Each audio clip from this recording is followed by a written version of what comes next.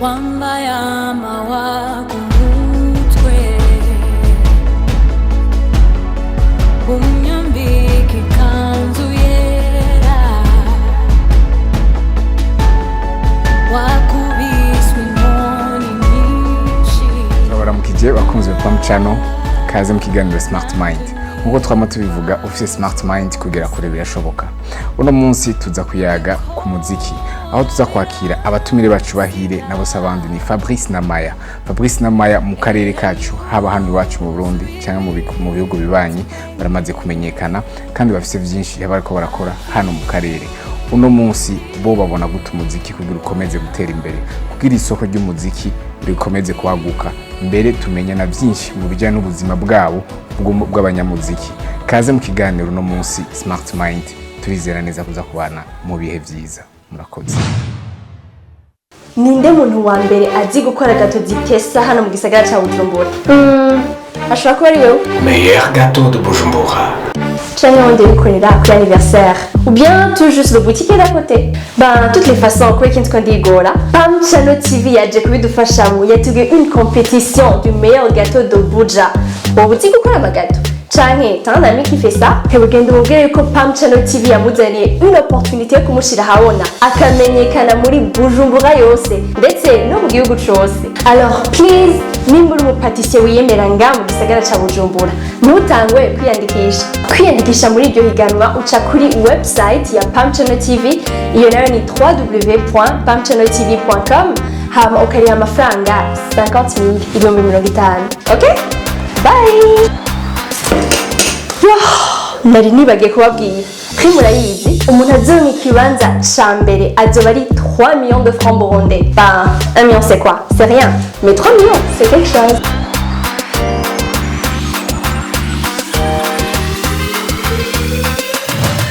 Kaze bakunzi ba Smart Mind, ufite Smart Mind kugira kure birashoboka. Reka twakira abatumire bacu no munsi ni Fabrice&Maya nkuko nababwiye. Ariko turaza kugira n'indi surprise y'umu guest umwe muruza kubona. Yes, reka tubaye kaze Fabrice&Maya. Kaze mu kiganiro cyacu Smart Mind. Murakoze cyane, natwe turanezerewe kuba muri kino kiganiro cya Smart Mind. Yego. Tunabaye kaze encore une fois mugihugu. Nizere ko muko muragira ibihe byiza ngaha mu Burundi. Turanezerewe cyane kuba muhira. N'umunezero udasanzwe. Gusubira kubona n'abavukanye dukumbuye kujya umukeke cyane rwose ibindi byinshi. Yes, n'Maya nibaza ko namwe agakeke katabaguye nabi. Nico kintu cya mbere nashitse ndonde. Ego.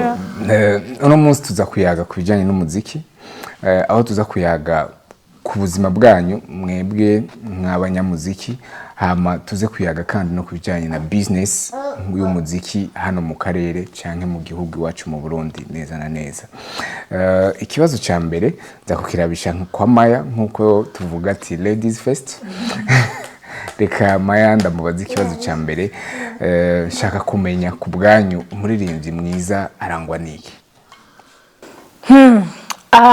Umuririmbyi mwiza nibaza yuko habaho ya skill yo kuririmba, ariko passion ni ikintu umuntu adashobora kwigisha. Hari igihe abantu bavuga ati hari ukuntu uririmba kuririmba urabyumva ko birimwo neza, urimba n'ibyo ufite byose. Nibaza ko passion ari ikintu gikomeye cyane kuba ukunda ivyo ukora, kandi iyo ugiye imbere abantu barepondra beaucoup plus kuri ico kintu ufise, ico kintu uriko uratanga. Ikindi novuga je ndakunda excellence mu byo dukora byose, nico kintu duhuriyeho cyane. Nibaza yuko umuntu wese nimba ashaka cyane nimba uririmbira Imana uko ugerageza gutanga ikintu ciza, ikintu kiryoshe kumviriza, ikintu mu by'ukuri nawe nta umuntu yumubasha ntushobora kuva gukora ibyo ubonye hafi. Donc excellence, gukora ama repetition, gukora ama travail nko bavuga. Ikindi ni ukugira identité yawe nk'umuririmbyi. Nibaza ko umuntu wese abantu bose basanzwe bafise ibyo bakora, twe ntitwaje kugira ngo dusubire mu byo abandi bakora gusa.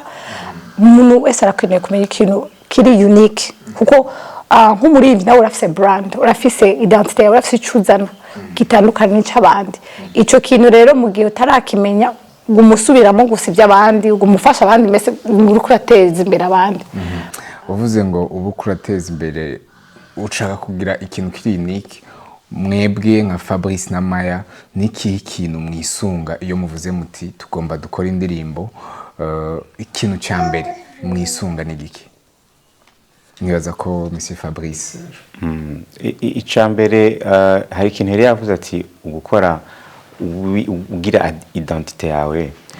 Kuri twebwe ikintu cambere twisunga ubwa mbere twe turirimba nka Fabrice&Maya. Iyo turirimbye rero nka Fabrice&Maya, umwe wese afise novuga ubutunzi bwiwe bijanye no kwandika, bijanye no kuririmba. Turagerageza rero ko dushoboye ntibihengamire ku mukuru umwe gusa, ahubwo ubutunzi nimba je nanditse agakosora, niba yanditse je nkakosora, tukagira ikintu kiduhuza twese, ku buryo usanga twahuriye hagati na hagati, ugasanga iyo ndirimbo irafise ako kantu kihariye ko ari abantu babiri bahuye. Tubona ibivuye muri ivyo bintu. Hari ibyo usanga je nakoze uku, nawe akavuga ati aka kantu gashizemo gutya vyo banera gusoma, ugasanga nuko rero ico ikintu cya mbere. Hanyuma ikindi, turabarundi, turakunda kuririmba ikirundi, kandi nibaza yuko ico ari ikintu gikomeye, kuko muri identité harimo icuri abantu bamenye uriwe. Hanyuma no mu bijyanye na bijya bita style y'umuziki, nibaza ko twaritahuye, turamenya ati aha hantu tuhagiye, nibaza ko vyosa neza gusumba, vyo kumvikana neza gusumba. Hama muri couple, muri marié, hama n'ibintu tudakunda kubona kenshi iyo abantu bubakanye baririmbana. Mwebwe iyo ide yabajemo gutimba no yita ide, iyo ngingo mwayifashe mushingiye kuki? Sinzi ko Maya ashobora kugira icyo yavuze. Twahuye dusanzwe turirimba, mugabo je sinaririmba novuga nka professional, naririmba muri eglise. Hama tumaze kumenyana, twarakoranye, dusanga hariho ukuntu twuzuzanya mu byo ingene dukora. Ikindi nasanze atahura dufite amaseri atandukanye, mugabo hari ukuntu nyene hari ahantu bihuriye, bigatuma icyo kintu kiba unique iyo tukoreye hamwe. Ahubwo twagiye kukimenya mu nyuma, kuko twari turimba muri groupe. Gutangwa kurimba twenyene as like nka Fabrice&Maya byaje mu nyuma, turimba muri Heaven Melody Square. Umunsi rero twakoranye indirimbo hamwe, twarayumvije turatanga, ega amajwi yacu arafise ukuntu ajanye. Hama hari kindi kintu kiryoshe, yumvise amajwi aho aje hamwe, tuce turatangwa gukorera kuri ico kintu. Rero niho twatanguye kuba intentional, tutangura kwandika indirimbo nyene aho dushobora gukorana. Ikindi tukiraho nyene, mwari mumaze kuba marié canke byaje après iyo découverte mwayigize mumaze kuba marié canke avant le mariage? Après kuko twararirimbana kuva 2011, twari mariage muri 2014, twaririmbana kuva 2011. Hama indirimbo yamenyaza ko twakoreye hamwe, indirimbo yitwa Yesu Kiza. Hama nibuka ndayumvirije, numva iraryoshe kumva turirimbana. Hama ikindi, hari ukuntu yahora yandika indirimbo, akandika wenyene, naje kandika jenyene, mugabo twaciye dutangwa kwandika hamwe. Yarazana ide agaheza nk'indirimbo, akavuga ati wewe wimvira kwiki, je nkiyumvira style, nkashiraho iyo point de vue yanje, ugasanga nkijya muremyi w'isi yari yanditse indirimbo ufite yindi melody uretse refrain, cyo turahindura, cyo ndashiramo iyo idea ya melody y'amakouple.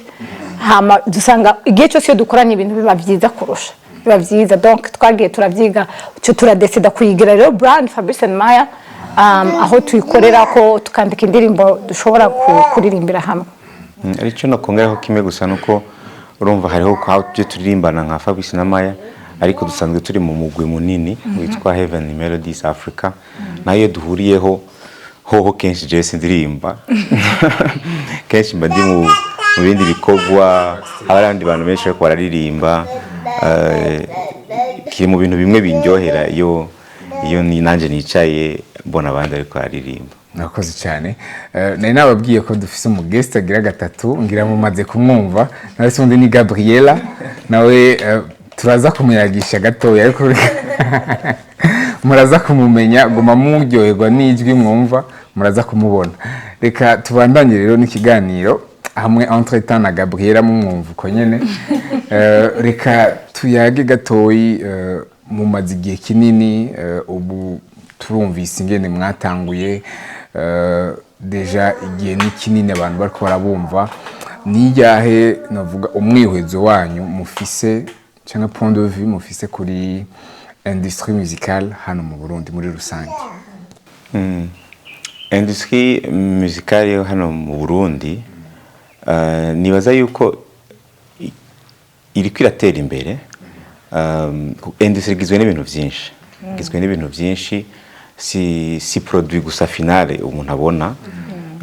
Uvuze ngo industrie ikora amasabune par exemple ubanza kwiyumvira ubwo bwenge bwo gukora isabune umuntu afise iyo formule hanyuma hakazaho ingene ikogwa ivyuma bikenewe ibyo bintu byose gushika kuri ntuzenya kugasashe kaza kuba kariko canke package yayo ni ibintu byinshi bitandukanye bigize industry. Rero ugerageje kuraba hano mu Burundi novuga ko umuziki wagiye uratera imbere muri bimwe hariho mahambwiye muri rusange simvuze umuziki gusa mpimbaza amana muri rusange umuziki wagiye uratera imbere muri bimwe ibindi bigasubira inyuma ariko bindi bikatera imbere. Novuga nko mu bintu rero byo byarateye imbere cyane ahantu hahingurirwa umuziki cyo bita ama studio cyo kintu carateye imbere ku buryo abahinga basigaye ari benshi abantu bahingura umuziki babaye benshi. Kera ugerageje kuraba hari nka studio imwe nibaza yari muri mushikiranganje bw'imico kama hanyuma mu myaka ya 2003 na 4 niho twabonye studio ya mbere iri digital menya media studio zindi zikenda ziravuka. Kera abarundi bashaka gukora imiziki ikoze neza barafata ingendo kumva ngo yagiye gukorera mu Rwanda kumva ngo yagiye gukorera muri Kenya bahari bagenda kuraba baroni nitunga mu Rwanda abandi bakaja muri Kenya kwa RK n'abandi urumva bantu nk'ivyo. Ariko kuva ico gihe mvuze ko studio zatangiye kuza mu 2003-2004 zagumye ziba nyinshi ngira muramaze kumva ko ubu ni gake usanga abarundi bagiye hanze. Ico ni ikintu cyo gushima. Ikindi ca kabiri novuga cyo gushima nuko habonetse abaririmbyi benshi abakora uwo mwuga wo kuririmba. Kera wabuzi nk'abantu nka 5 canke 10 twama tubona muri televiziyo. Ubu abantu barabaye benshi cyane ku munsi bifise iciza cyavyo n'ingaruka mbi. Ingaruka nziza nuko urumva tuba dufise abantu benshi bashobora kuduserukira mu makungu. Mbi nayo nuko uvutse uyu munsi yumva yoririmba hataragera kumbure ko ataritegura neza bikwiriye mu buryo bwiza. Aha ndiko ndavuga ibintu byiza byagiye biratera imbere muri industry. Ikindi kintu cateye imbere ni media nkuko namwe musanzwe mukora ivya media. Media yarateye imbere kuko niyo novuga ko niyo muringoti bicamwo uwo muringoti bicamwo amaradiyo yarabaye menshi. Kera twari dufise radio y'igihugu gusa ubu amaradiyo yarabaye menshi. Ivyo bita ubuhinganguruka na bumenyi umuntu arasohora indirimbo itarashika kuri RTNB akaba yashize kuri Facebook abantu 5,000 bakayibona kuri YouTube abantu 10,000 bakayibona. Urumva ibyo bintu byose byarateye imbere muri industry. Ikintu rero kitaratera imbere cyane ni ingene ivyo bintu ubihingura hanyuma bikazana umwimbu mu buryo bw'amafaranga.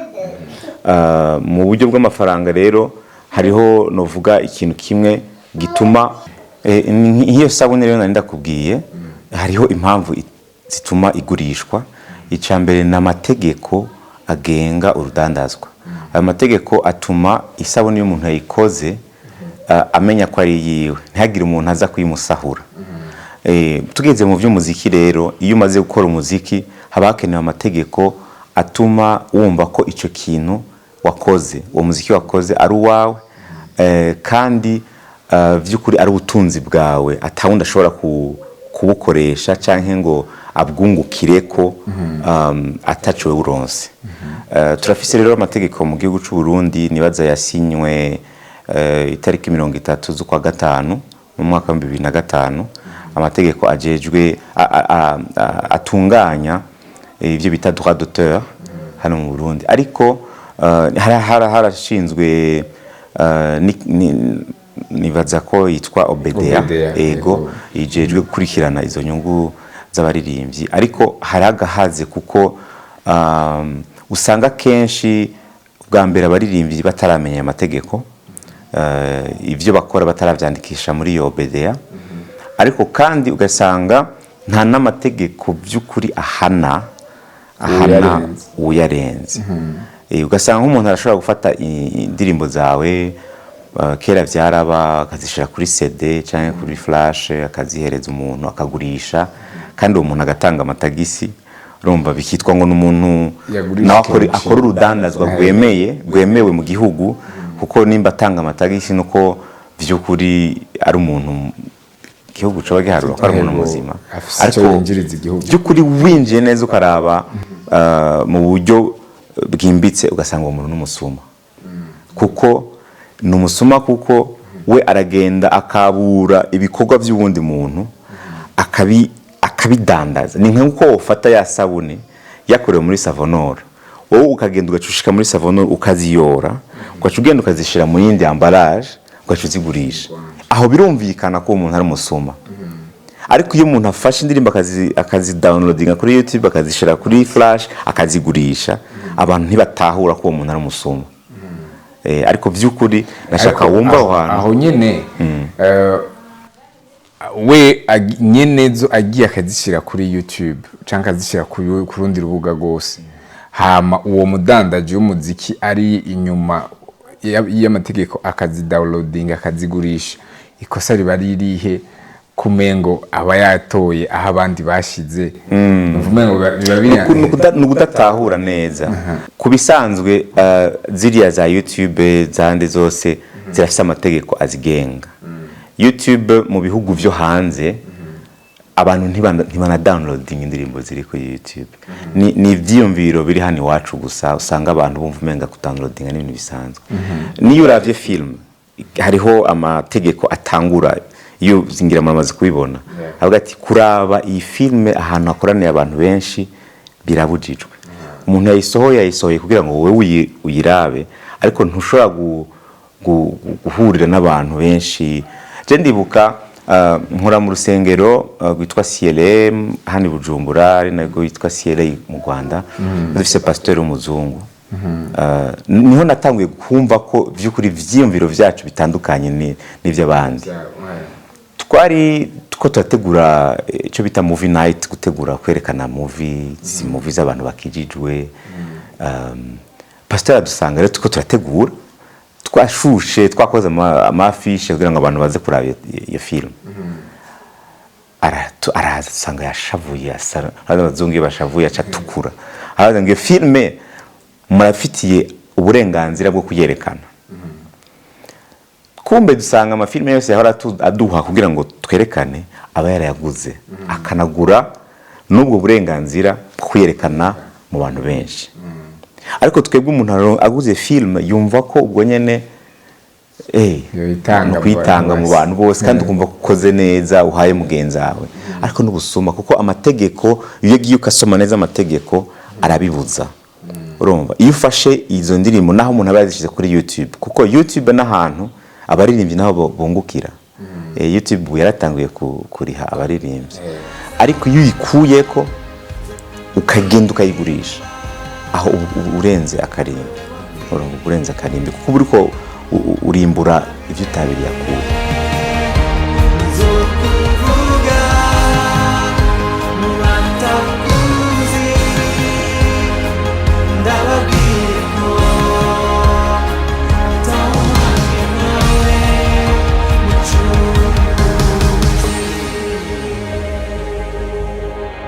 niwe mukiza umurokozi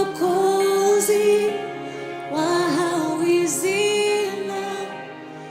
Be ni gute umunyamutahe cyangwa umugwizatunga wese ashobora gukorana naho n'umunyamuziki akunguka hama n'umunyamuziki akunguka? Yego, icambere mubanze tubanze dutahure neza ko ukunguka kwa YouTube novuga ngo ni inyongera, si cyo cari gikwiye kuba icambere ku munyamuziki. Indirimbo ziba zikwiye kuzana umwimbu bitaraca no kuri YouTube, cyo ni cambere. Aho rero dukwiye gutahura, urabona uvuze ngo abanyamitahe, umunyamitahe kugira ngo ushire amafaranga mu kintu urabanza ukaciga ukaraba ico kizozana ibyo byose. Rero si igikorwa c'umuntu umwe kugira ngo iyi industry izoduge, ni igikorwa cya twese, ni igikorwa c'abanyagihugu bose, ubwa mbere kubanza gukunda ivyabo. Abarundi kenshi turakunda guhurumbira ivyo mu mahanga, ugasanga ntiduha agaciro abantu bacu. Nk'ubwerageje kuraba abantu batwitangiye imbere mu muziki, karaba ba Cacu Miss, karaba ba Africa Nova n'abandi muri iyo muziki isanzwe, urabona ko cyangwa bamwe bari bagize orchestre nationale, mabano n'abandi zandanga karanga, ugasanga baheza nabi. Ariko wagenda kuraba izo ndirimbo ugasanga twese nk'igihugu turacazi kamisha. Ugasanga televiziyo zose ziracakamisha izo ndirimbo, amaradiyo yose aracavuza izo ndirimbo, kuko iyo indirimbo iyo ziciye ku radio ku bisanzwe abantu barahurumbira iyo radio bakayumviriza. Inyuma y'iminota 5 hagacamwo publicité.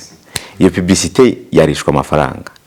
Muri ivyo bintu byose bya droit d'auteur rero, ivyo bintu byose biba bitunganijwe. Ni kuvuga ngo ayo maradiyo hako ariyo rihisha abaririmbyi nkuko maze imisi ndavyumva, niyo abakwiriye kuri habaririmbyi kuko akoresha ibikorwa by'abaririmbyi kugira ngo abantu bayumvirize, nayo akore business. Ufashe amaradiyo yose ugakuramo umuziki, ukavuga ati nimuvuge y'amakuru musanzwe muvuga, nimutanganya amatangazo n'amapublicité musanzwe mukora, ni make cyane yo kumvirizwa.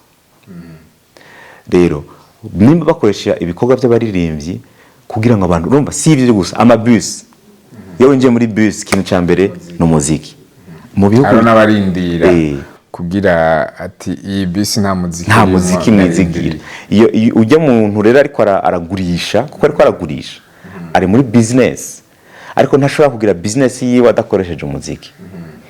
Ujya rero mu bisanzwe muri droit d'auteur arafise licence abwirizwa kuriha obedea. Donc ni babanyamitahe batoza kuronswa ama licence.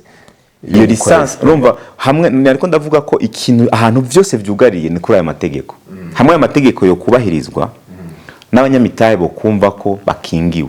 Kuko umuntu amaye muri yaridi y'amarundi kugira ngo je nsore album, arakeneye kumva mbego muri yaridi y'amarundi urakingiwe.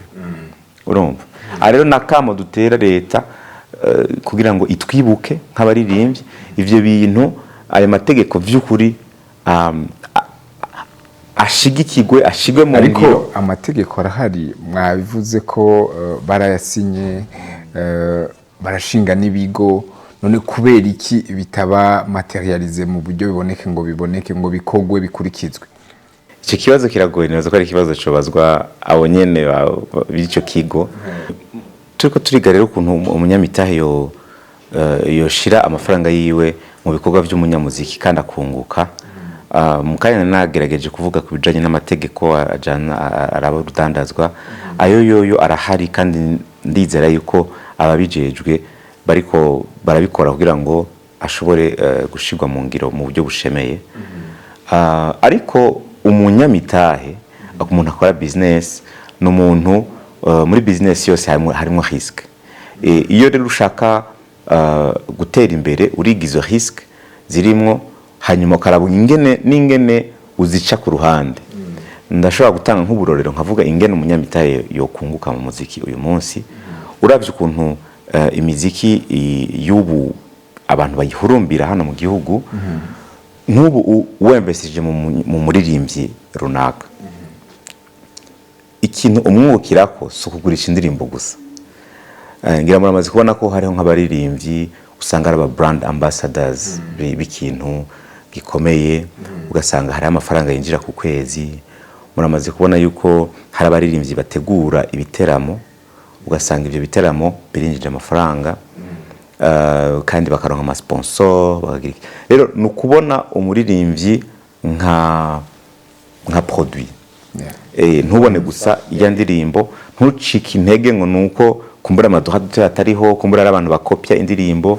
Oya, hanyuma urashobora kubikora ukinvestisamo muri YouTube. Izo za YouTube abantu bavyinvestisamo bashobora kubishiramo amafaranga akwiriye, hanyuma abamaze gutera imbere birafise nabo umwimbo bizana ku kwezi. Hari ibintu byinshi rero bitandukanye.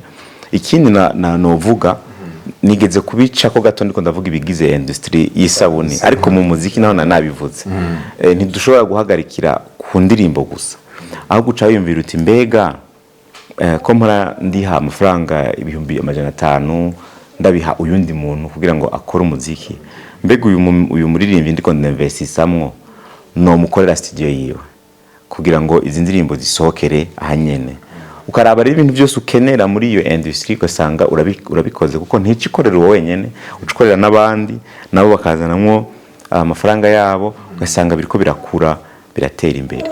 Nibaza ariko muri rusangi ico nico novuga, abanyamitahe bareke kugira ubwoba. Umuziki n'umurima umuntu ashobora kurimamwo akimbura, ariko bizobanza guca mu guhindura ivyiyumviro no mu guha agaciro abaririmbyi bacu. Birambabaza cyane iyo ndiko ndumviriza amaradiyo nkumva umuririmbyi w'umurundi ntafise ikibanza ca mbere. Mu bihugu vyo hanze iyo ugiye usanga abanyamahanga bahabwa nka 10% y'ikibanza ku maradiyo.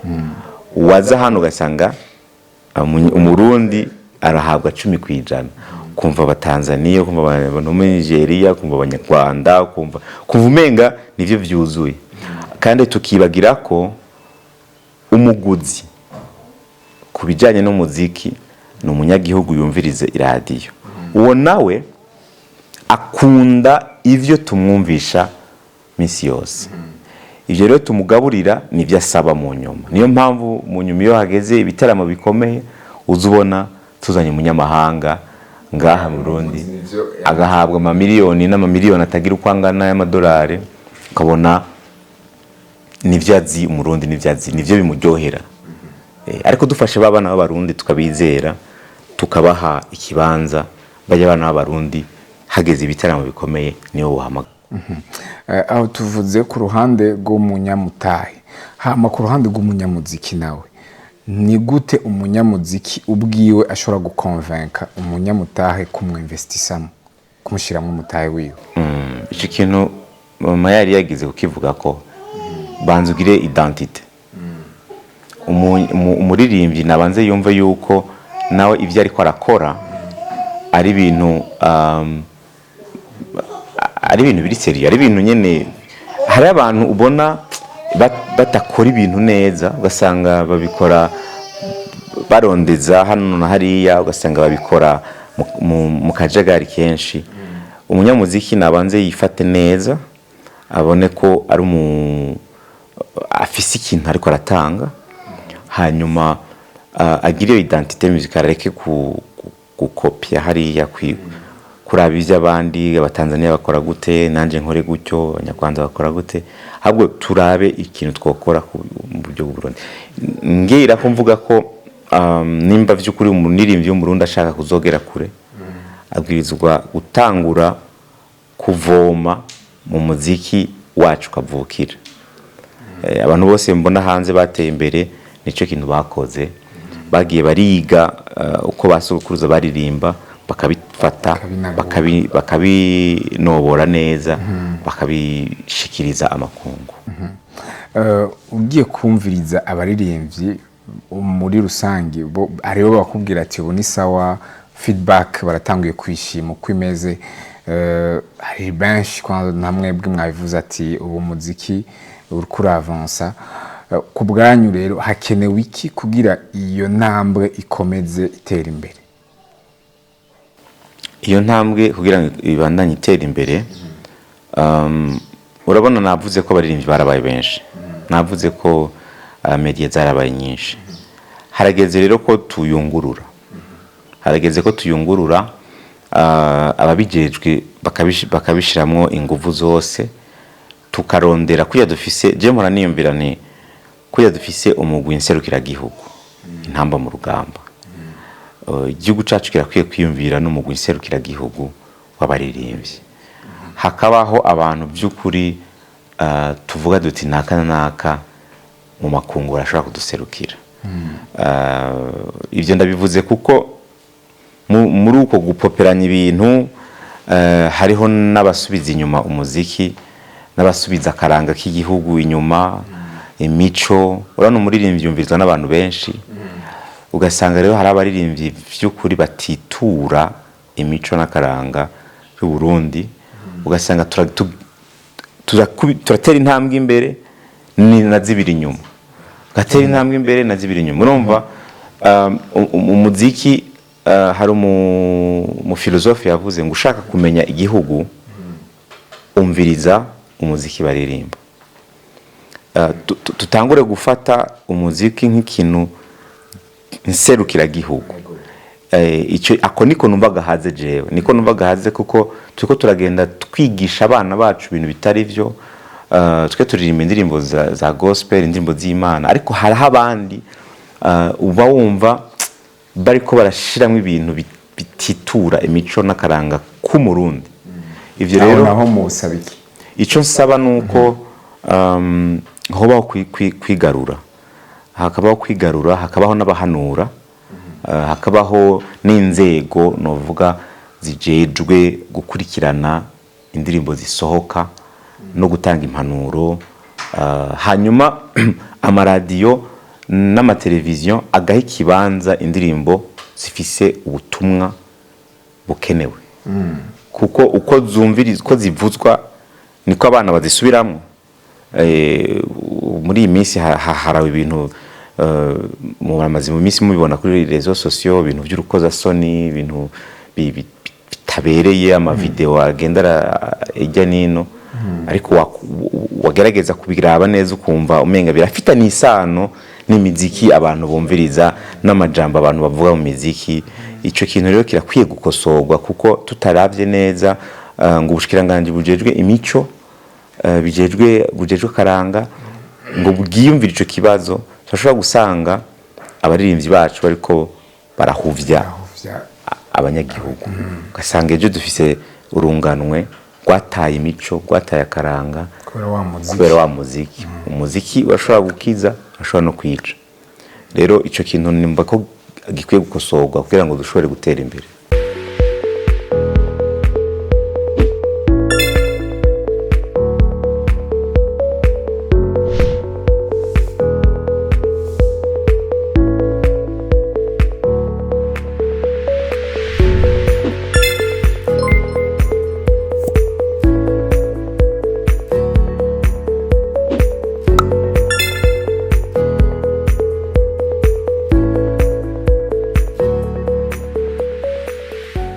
Turakunze kumva mu bindi bihugu abaririmbyi bakunda kugurisha umuziki ku mbuga zitandukanye, mugasanga barakuraho n'agafaranga kaboneka. Ariko ngaha mu Burundi wacu ni gake tuvyumva. Mwibaza ko ari izihe mpamvu zoba zituma umuririmbyi w'umurundi ataragera kuri urwo rugero rwo kugurisha umuziki ku mbuga zitandukanye, turetse YouTube n'izindi? Ni kubera iki ubwo rugero tutararugera ko twebwe? Sinzi hagati ya Maya cyangwa Fabrice. Jene utangura, jene baza ko hariho ikibazo kinini cha system yo kugura no kugurisha mu Burundi tutaramenyera. Ahandi kugura ikintu ku telefone aba ari ikintu kiri simple cyane, aba ari ikintu coroshe ku buryo hari n'igihe utarenda kuvyiyumvira. Ushaka ikintu usanga wadepanshije ibintu by'ama credit cards, ama visa cards byaroroheje ibintu. Je nasanze muri Afrika en général, pas nécessairement mu Burundi gusa, biracatugora cyane gukoresha card payments simplement. Ababishoboye ni bake, usanga marché, usanga nyine abantu ugira bashobora kugura ni bake. Icya kabiri ni culture dufise yo kutagura umuziki. Hari tutacafise ukuntu tudatahura yuko umuntu abwiza kugura. Hari abantu baza muri concert bagaca bashavura ko wabarishije 2000 francs. Bakumva ni menshi kandi bakumva umengo uri kuragurisha igikorwa c'Imana canke ingabire yawe, ntibamenye ko hari amafaranga yagiye gutegura ico gikorane canke ico gikorwa. Donc hariyo mentalite utuma wumva umuntu akumva yumva atari ngombwa kuyigura. Defi ya mbere yo kubwanyu ni mentalite yego, kuko abandi bantu bavyumva n'ingoga bavuga hanze barashobora kugurira ikibazo tugira hanze nuko batamenya imiziki yacu ngo bashobore kuyigura. Mugabo ijya ntuzenye notion yuko umuntu agura indirimbo imwe cyangwa agura album ni ikintu coroshe ko baba bavyumva baramaze kwitahura. Icyanyuma nibaza ko ari ibintu bya Spotify, iTunes, abantu bafise iPhones cyangwa ama konti ya Spotify baracari bake. Nge Bujumbura bo baharura vraiment. So nibaza ko turacafise urugendo rurerure canke tuzosanga tuzorondera uburyo bwacu bwo kugurisha nyene batari Spotify cyangwa iTunes cyangwa Deezer, ariko turacafise izo ntambamye navuze. Nibaza ko Fabrice yovuga en detail. Icambere yakivuze kirakomeye ni umuntu kugira ngo ashobore gutahura ko akeneye kugura ubwo bushake bwo kugura cyane cyane. Ariko icya kabiri novuga gikomeye kuruta ibindi byose umbajije kubijanye n'izo izo mbuga zindi nka za Spotify na za Apple n'ibindi, ikintu gikomeye cyane ni internet.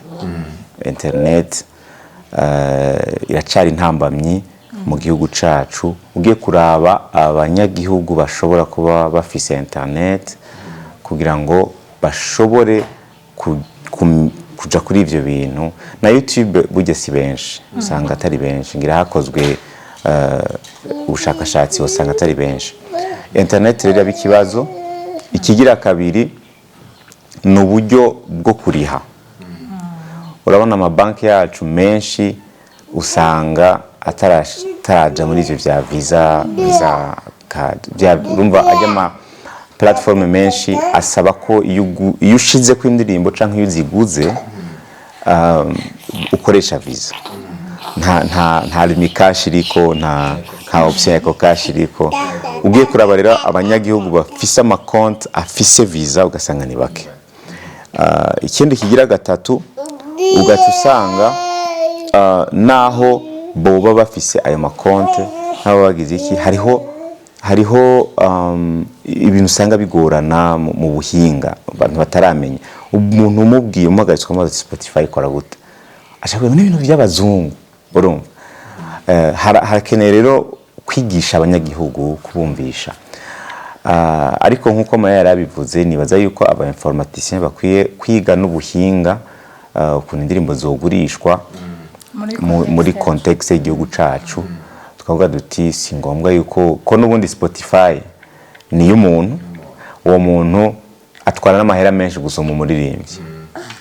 Urumva abantu rero wavuze ati abanyamitahe bashobora no kwiyumvira platform. Narabonye abantu batawe kubikora hano muri kano karere, ugasanga umuntu akoresheje telefone araguze album 5,000, aronse indirimbo adakoresheje visa, adakoresheje credit card. Ivyo rero ni ibintu nibaza ko abanyamitahe nabo bokurikira. Murakoze. Nari nababwiye ko dufise guest wa gatatu, ngira mwamubonye nawe ni Gabriela. Ego. Hello Gabriel. Hello.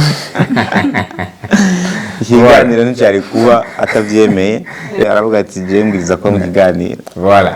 Nibaza ko ari byiza cyane. Turayaze byose les défis zihari ku banyamutahe, ku banyamuziki, ariko ushaka kumenya rero uruhara muri rusangi rw'abakurikirana umuziki, abawurimwo, abakunzi b'umuziki, abo banyamitahe, rukwiye kuba uruhe kugira ivyo byose twavuze hano inyuma y'ikiringo kinaka tuzobibone biba cyangwa bishoboke. Uruhara rw'umwe wese rukwiye kuba uruhe? Uruhara rw'umwe wese nigeze kubivuga ko habeho gukunda iby'iwacu, habeho gukunda iby'iwacu no kubikundisha abandi. Ni ibintu bibiri bitandukanye ariko bikomeye. Ukunda iby'iwawe ugaca wumva ko wobikundisha abandi. Nta muntu n'umwe ashobora gukunda ibintu byawe nawe utarabikunda. Nta muntu n'umwe ashobora kwemera ibintu byawe nawe utarabyemera. Rero twese nk'abarundi twumve ko umuziki wacu ushobora gushika mu makungu ukaduserukira mu buryo rusange. Icyo ni cyambere. Ikigira kabiri, urundi ruhara numva ubwo goba ari uruhara rw'umwe rutandukanye n'undi wese. Hariho uruhara rwa leta, hariho uruhara rw'abaririmbyi, hariho uruhara rw'abanyamitahe, hari uruhara rw'abumviriza umuziki. Yego, ku ruhara rwa leta nuvuga icyambere ni cya kinavuze bafate amategeko by'ukuri bahane abantu barengera abandi, biba abaririmbyi usanga bakoresha indirimbo zabo atakintu abaririmbyi bakuramo. Kuko ivyo nivyakorwa umuririmbyi azohinduka kimwe bita mu gifaransa contribuable, no kuvuga ashobora nawe kuzotanga amatagisi akaba umuntu nk'abandi, yateza imbere igihugu.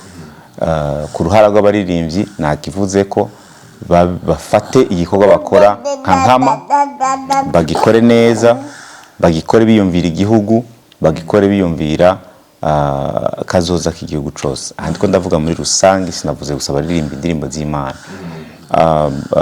Uruhara rw'abanyamitahe, nigeze kuvuga ikintu cya risque. Baratinya risque, baravuga ati dushize amafaranga mu muziki ntacyo tuzokuramo. Abo bahindurije vyiyumviro, batangure kubona ibintu bishoboka, biyumvira amasolution, biyumvira ingene umuziki ushobora kugugwa neza, biyumvira ingene bishobora gutera imbere.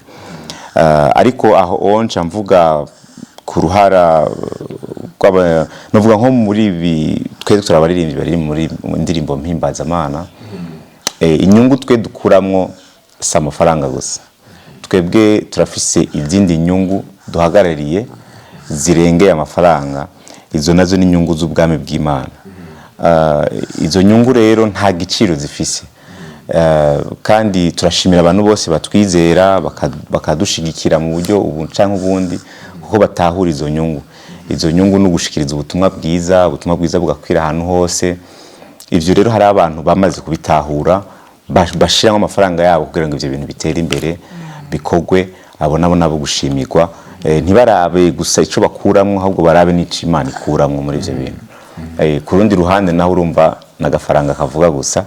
Aho rero nukuraba ingene abanyamitahe biga ingene bashikira bari abaririmbyi bandi bagakuramwo inyungu zabo. Ku banyagihugu muri rusange nabo ico nobabwira nabo nukubahamagarira gukunda umuziki, kuyumviriza, kuyisaba ku radio. Kera hahora hariho tasha inshuti n'abagenzi, ugaca usaba indirimbo, hagusaba abo ntavuze hariya hirya, saba izigeze abaririmbyi biwacu. Telefona mubwira abamenyesha makuru ati shamwe indirimbo y'umurundi. Yego, ariko mndangirize kuri abamenyesha makuru barafise uruhara rukomeye. Nkuko nabibabwiye, abarundi bazokunda ivyo bumva. Abamenyesha makuru n'umwuga udasanzwe. Rero ugerageje kuraba muri kano karere, si mu Burundi gusa, hariho kuntu haje icuka kibi hagati y'abamenyesha makuru n'abaririmbyi. Ugasanga abaririmbyi baridogera abamenyesha makuru ko indirimbo zabo zitaca ku maradiyo, kandi ko hacaho indirimbo z'abantu batanze akantu gusa. ivyo rero bica bititura umuziki kuko kenshi bariya bazi umuziki cyane bakora imiziki myiza baba bumva umenga bariko barisubiza hasi bagiye guca iruhande ngo bagite gutakana ugasanga izo ndirimbo rero zishizwe ku ruhande abantu bavuzwa ni bandi nyene bagibifitiye igihe ababucinshi rero aho harakwiye kubaho ukuntu higwa uburyo bwa mbere radio y'igihugu na televiziyo y'igihugu byo bikavuza umuziki w'u Burundi cyane hanyuma abo nabo bikorera utwabo bakaraba ukuntu by'ukuri abamenyesha makuru kumbure bodugirizwa agashiruka bute baronka ku kwezi kugira ngo babe à babe bakora abanyamwuga neza bataravye nkunzi bataravye uwabahaye iki cyangwa utabahaye ikindi bakavuza umuziki ubereye kuvuzwa ico nico numva nosaba kuko aho harimo uruhara rudasanzwe. Ni iki kibatera umunezero mu buzima bwanyu bwa buri munsi? Jewe no gufasha kumva ko hari ico mariya abantu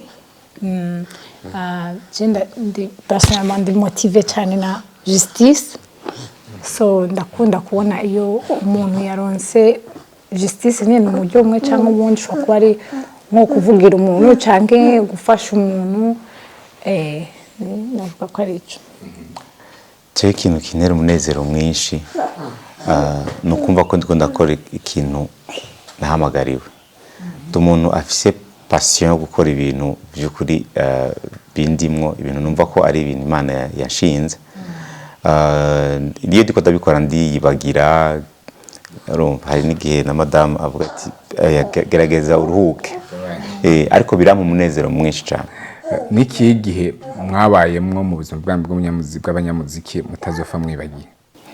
Je kintu ntazokwibagira ni umunsi wa mbere nagiye muri studio ingene vyagenze nari mvuye muri repetition muri chorale nta mfise agapiano muri bus za Avenue du Large hanyuma umuntu twari twicaranye sinanda muzi abonye sohotse nawe arasohoka arambaza ngo nuri umuririmbyi ndabwira yego cyangwa ngo je mba ngahe inyuma ngo nanje ngo ndi mu by'umuziki ngo tujane ngo ndirimbire ugatonya ari umwana ndamukurikira turagenda dushitse hari hafi barabara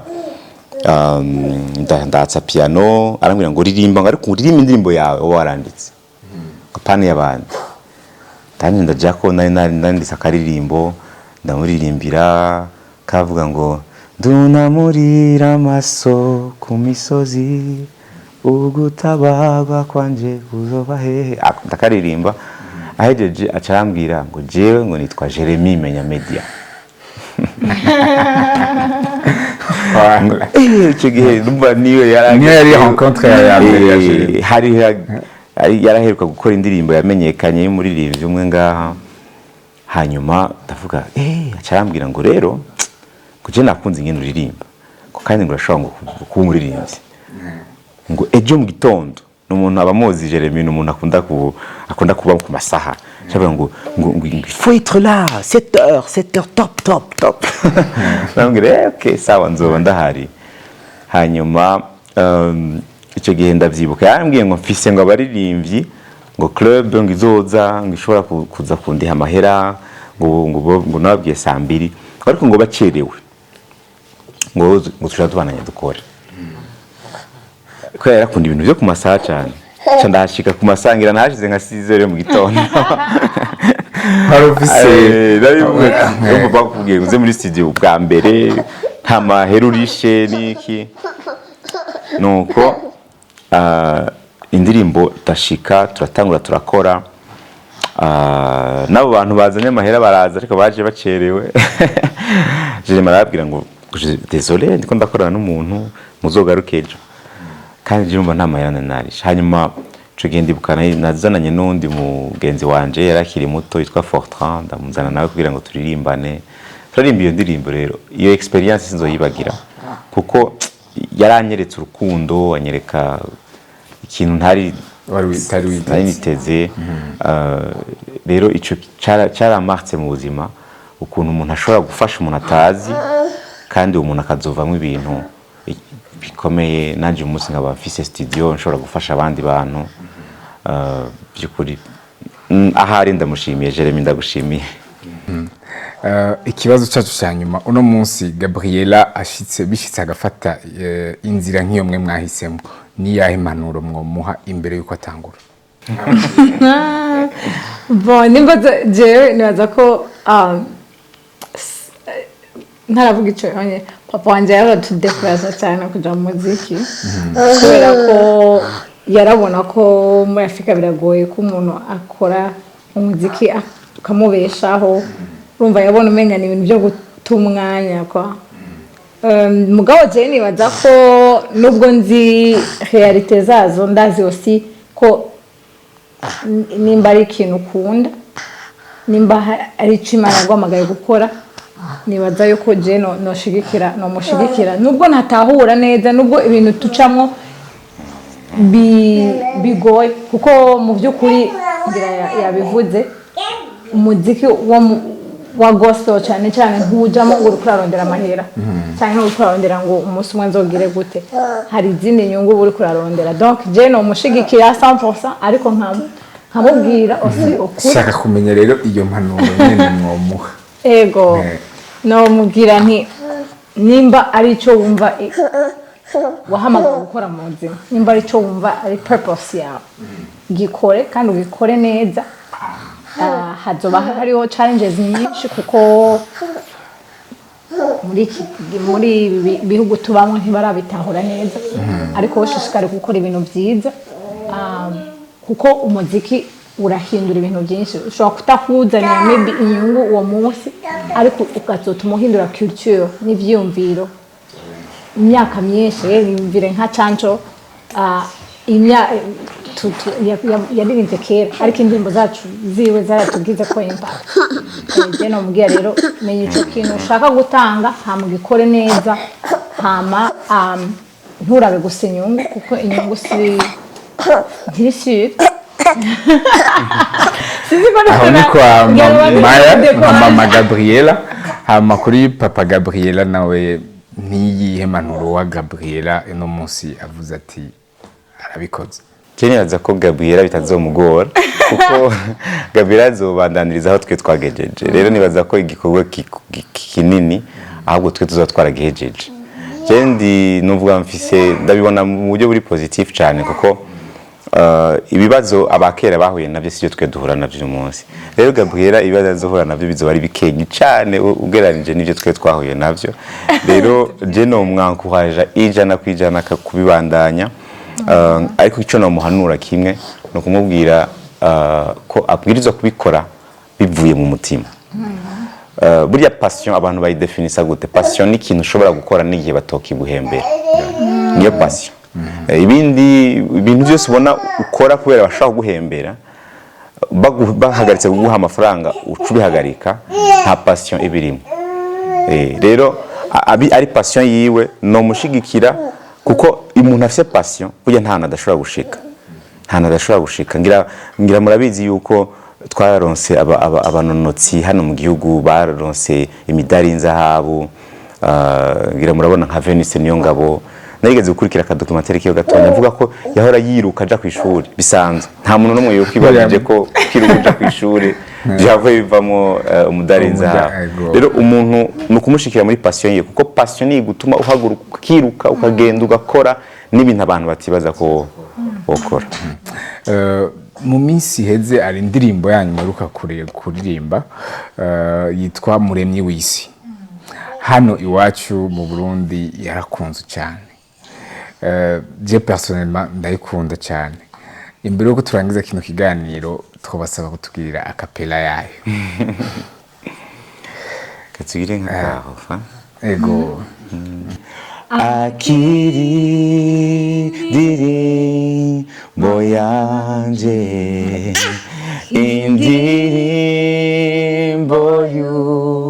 y'urukundo mwami simfisa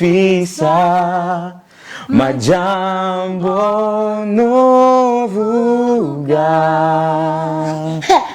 ingomu muti mawanje wakire amashimwe.